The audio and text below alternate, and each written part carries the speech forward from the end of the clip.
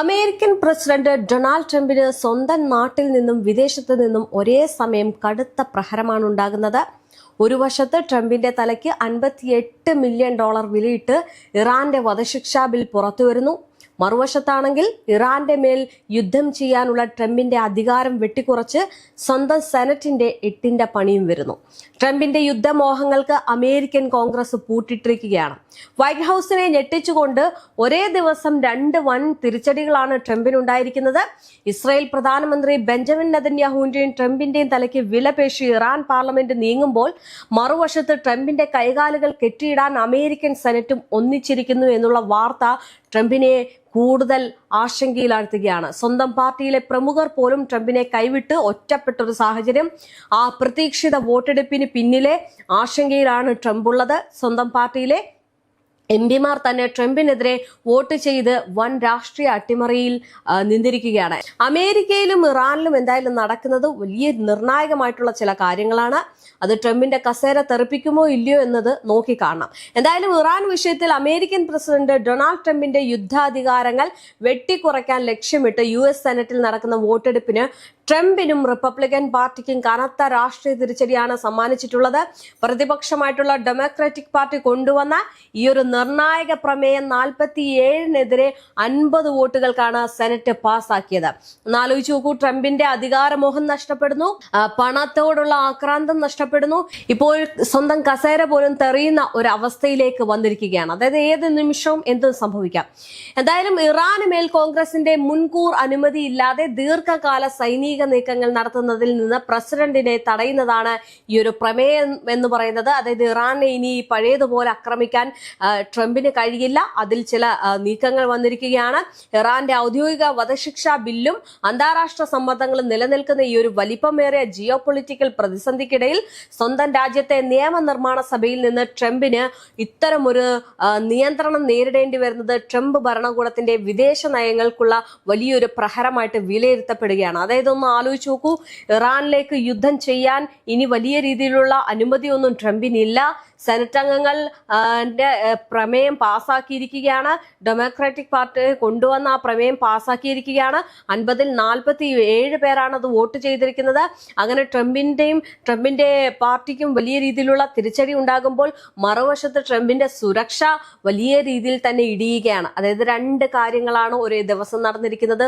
ഒന്ന്, ട്രംപിന്റെ തലയെടുക്കാനുള്ള തീരുമാനം, അതായത് ഇറാനിലെ പാർലമെന്റിൽ നടക്കുന്ന ചില കാര്യങ്ങള്, ബില്ലുകള്, അത് രണ്ടാമത് അതേപോലെ തന്നെ യാതൊരു സുരക്ഷയും ഇനി ട്രംപിന് വേണ്ട എന്ന് കരുതി കൂട്ടിക്കൊണ്ട് തന്നെ ട്രംപിന്റെ പാർട്ടിയിൽ, അതായത് ട്രംപിന്റെ പാർട്ടിയിൽ നിന്നുള്ളവർ പോലും ട്രംപിനെ തള്ളി പറയുന്ന ഒരു അവസ്ഥയിലേക്ക് വന്ന ചില തീരുമാനങ്ങൾ. റിപ്പബ്ലിക്കൻ പാർട്ടിക്ക് ഭൂരിപക്ഷമുള്ള സെനറ്റിൽ ഈ പ്രമേയം പാസ്സായി എന്നത് അത്യന്തം നാടകീയമായിട്ടുള്ളൊരു അട്ടിമറി ആയിരുന്നോ എന്നതാണ് പലരും ചോദിക്കുന്നത്. അതായത് സ്വന്തം പാർട്ടിയിലെ 4 പ്രമുഖ സെനറ്റർമാരായിട്ടുള്ള Bill Cassidy, Susan Collins, Lisa Murkowski, Rand Paul എന്നിവർ പാർട്ടി നിലപാടുകൾ മറികടന്ന് ട്രംപിനെതിരെ വോട്ട് ചെയ്തതാണ് ഈ ഒരു അപ്രതീക്ഷിത പരാജയത്തിന് കാരണമായത്. ഇതിൽ റിപ്പബ്ലിക്കൻ സെനറ്റായിട്ടുള്ള ബിൽ കാസിഡി ട്രംപ് പിന്തുണച്ച സ്ഥാനാർത്ഥിയോട് പ്രൈമറി തെരഞ്ഞെടുപ്പിൽ പരാജയപ്പെട്ടതിന് തൊട്ടു പിന്നാലെയാണ് പ്രതികാരമെന്നോണം ട്രംപിനെതിരെ വോട്ട് രേഖപ്പെടുത്തിയത് എന്നുള്ള കാര്യമാണ് ശ്രദ്ധേയമാക്കുന്നത്.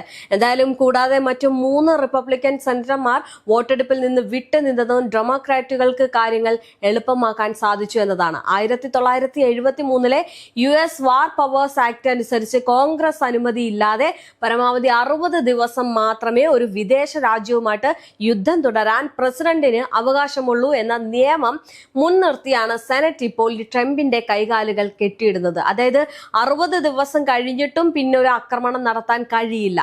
ആ കഴിയണമെന്നുണ്ടെങ്കിൽ അവരുടെ ഭാഗത്ത് നിന്ന് തങ്ങൾക്ക് അല്ലെങ്കിൽ തങ്ങളുടെ രാജ്യങ്ങളിലേക്ക് ഏതെങ്കിലും തരത്തിലുള്ള വലിയ രീതിയിലുള്ള ആക്രമണം ഉണ്ടാകണം, ആർക്കെങ്കിലും പരിക്കേൽക്കണം, അങ്ങനെ കുറെ പ്രശ്നങ്ങൾ നടക്കണം, എങ്കിൽ മാത്രമേ തിരിച്ചടിക്കാനുള്ള ഒരു അനുമതിയുള്ളൂ. പക്ഷെ യാതൊരു തരത്തിലുള്ള നീക്കങ്ങളും അങ്ങനെ ഉണ്ടാകാത്തതിനാൽ തിരിച്ചടിക്കാനുള്ള അനുമതി അല്ലെങ്കിൽ തിരിച്ചടിക്കാൻ വേണ്ടിയിട്ട് ഉത്തരവിടാനോ അങ്ങനെയുള്ള ഒരു കാര്യത്തിനും അവിടുത്തെ പ്രസിഡന്റിന്, അതായത് ട്രംപിന് കഴിയില്ല.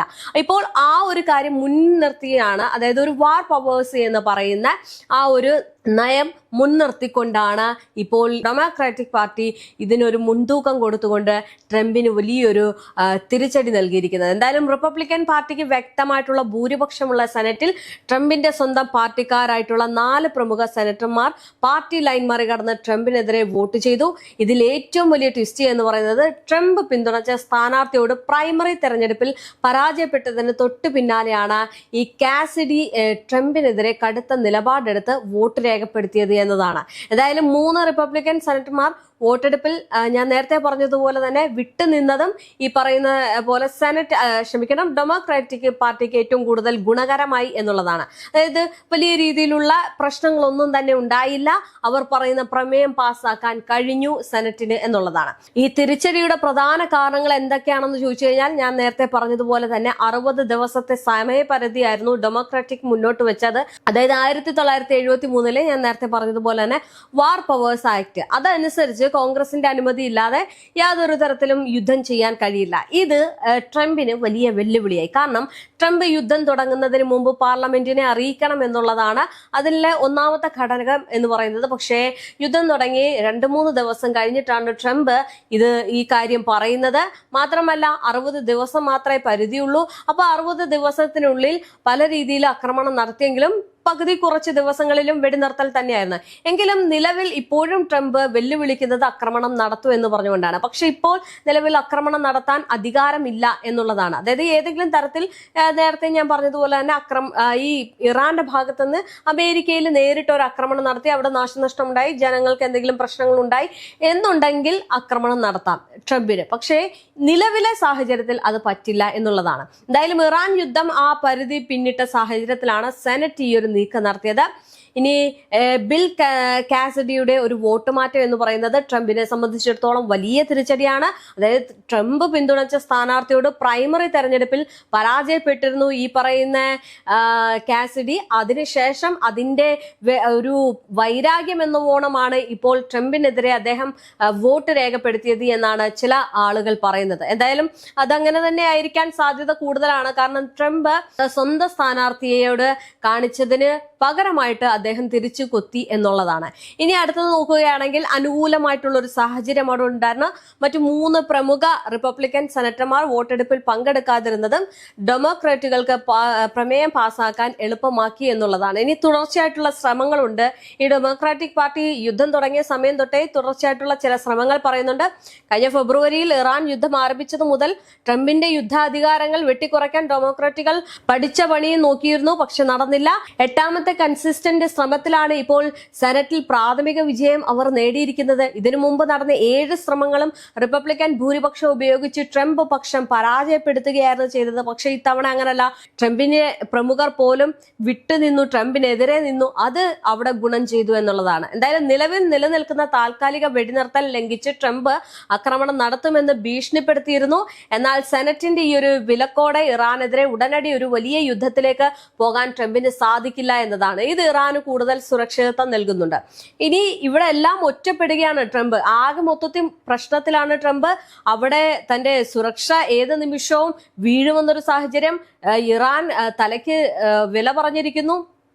മാത്രമല്ല ഈ സെനറ്റ് അംഗങ്ങളിൽ ഭൂരിഭാഗം പേര്, അതായത് സ്വന്തം പ്രമുഖർ പോലും ഈ മാറി കുത്തിയിരിക്കുന്നു, ട്രംപിനെതിരെ വന്നിരിക്കുന്നു. അപ്പൊ ആകെ മൊത്തത്തിൽ പ്രശ്നത്തിലാണ്. യുദ്ധം ചെയ്യാതിരുന്നു കഴിഞ്ഞാൽ അദ്ദേഹത്തിന്റെ സുരക്ഷ വലിയ രീതിയിൽ തന്നെ വെല്ലുവിളിയാകും എന്നുള്ളതാണ്. എന്തായാലും ആ നീക്കങ്ങളിൽ ഒറ്റപ്പെടുകയാണ് ട്രംപ്. അമേരിക്കയ്ക്കുള്ളിൽ തന്നെ ട്രംപിന്റെ വിദേശ നയങ്ങൾക്ക് പിന്തുണയില്ല എന്ന് ലോകത്തിന് മുന്നിൽ ഇതോടെ തന്നെ തെളിഞ്ഞു കഴിഞ്ഞു. ലോകരാജ്യങ്ങൾ അവിടെ തെളിയുന്നതിന് മുമ്പേ മറ്റൊരു കാര്യം, ഈ പറയുന്ന അമേരിക്കയിലെ ജനങ്ങൾ പോലും ട്രംപിനെതിരെ തിരിയുന്ന ഒരു സാഹചര്യമാണ്.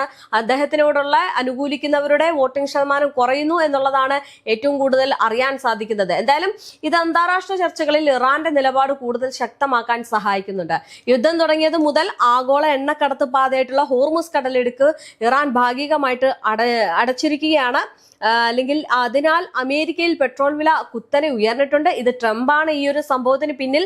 ട്രംപിന് മേൽ അമേരിക്കൻ ജനതയ്ക്കുള്ള ജനരോഷം ഈ പറയുന്നത് പോലെ തന്നെ മനസ്സിലാക്കിയിട്ടുണ്ട്. എണ്ണപ്പാതയിലെ നിയന്ത്രണം തുടർന്നുകൊണ്ട് അമേരിക്കയെ കൂടുതൽ സാമ്പത്തിക പ്രതിസന്ധിയിലാക്കാനും ചർച്ചകളിൽ ഇറാൻ അനുകൂലമായിട്ടുള്ള തീരുമാനങ്ങൾ നേടിയെടുക്കാനും ഇറാന് സാധിക്കും.